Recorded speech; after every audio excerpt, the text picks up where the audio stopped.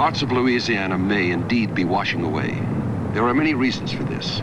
Most of them have to do with the ways we've engineered the Mississippi River. The river is now fighting back. It wants to change course, and all that stands in its way is this: the old river control structure built by the Army Corps of Engineers.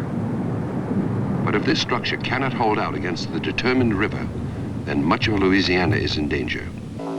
One of the most serious problems for riverboatmen was the Mississippi's constant twists and turns and its disposition to change course altogether. All rivers change from time to time, but the Mississippi is what geographers call a deltaic river, and these kinds change more extremely. This is because the river carries over 200 million tons of silt from its banks as it travels down to the Gulf of Mexico.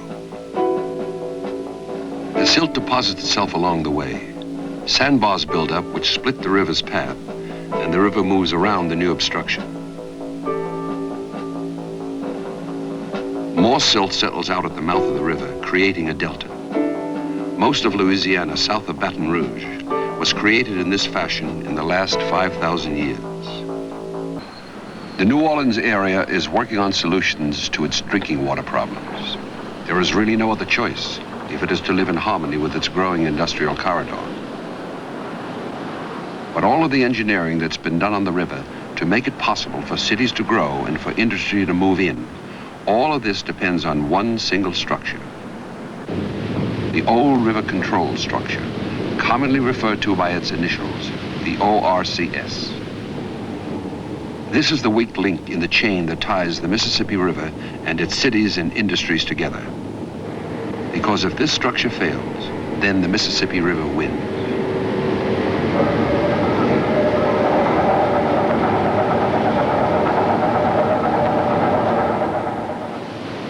It will join another river, the Atchafalaya, to take a new path to the Gulf of Mexico. The consequences for Baton Rouge and New Orleans, for the industrial corridor, and for the coast and the swamps of Louisiana would be devastating.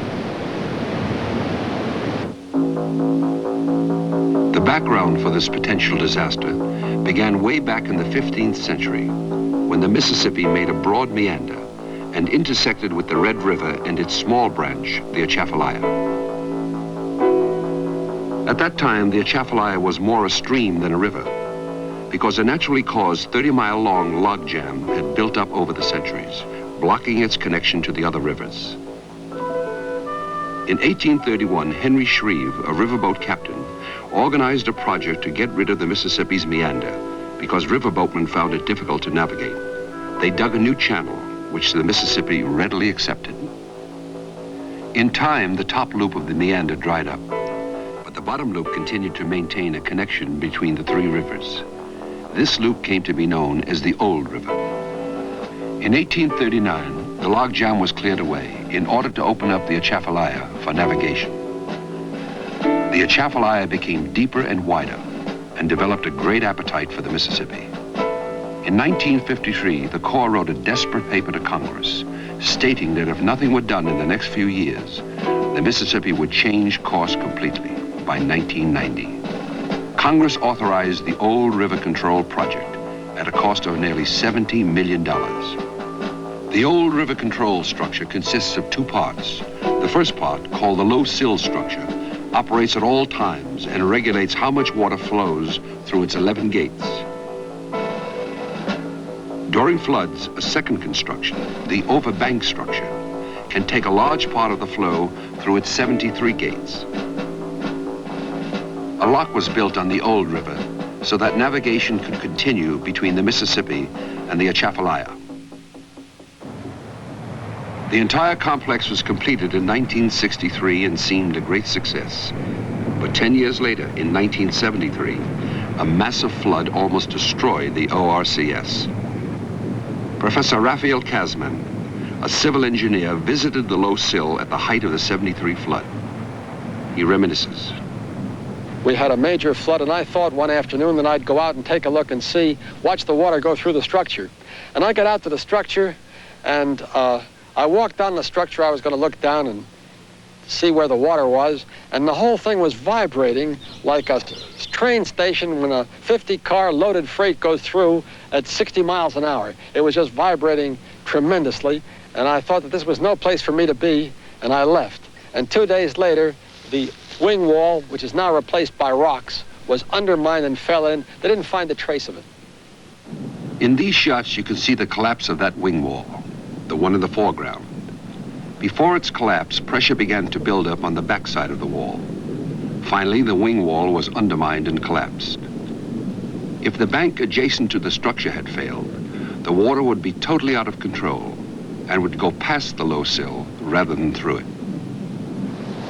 I'm sitting here just downstream from the old river control structure in back of me, and this pile of rocks wasn't here originally. Originally, this channel was a straight shot carved out in the sand and gravel. But there's a big hole, an underground, submerged hole about 200 feet deep, produced by a whirlpool, a kind of a whirlpool, and it is slowly allowed or forced the sides to cave in a kind of a scallop fashion. So they put these rocks in here to keep it from caving so fast.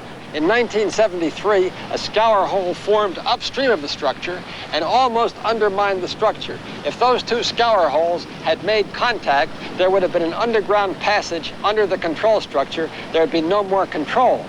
But its problems don't end there. The very water that sustains it is now suffocating it as well, because it carries an overload of silt. The amount of silt in the river has more than doubled over the past 50 years. The waters of the muddy Mississippi that now rush into the Atchafalaya contribute their share. Natural gas and petroleum exploration has meant the dredging out of new channels, and the Atchafalaya itself is still a growing river. Ever since the removal of the logjam, it has been churning out a deeper riverbed. The sediment from the river used to settle out over thousands of miles of swamplands. But now the levee system holds it in until it reaches the small area of swamp that's left. There, the mud begins to drop off as water spreads out to replenish the swamp. Little islands appear quickly, and willows grow on them almost overnight, proclaiming the permanence of this new land. Ironically, while silt is suffocating the swamp, the lack of it is destroying the coastal marshlands to the east. The sediment which formed this region, and which should continue to enrich it, has been pushed out into the Gulf by the levee system along the Mississippi. It took the river 5,000 years to build this delta. It's taking mankind less than a century to destroy it. Last year, the coast lost 49 square miles of land. In the last 100 years, they lost 1 million acres of land. It's the story of a battle between man and nature.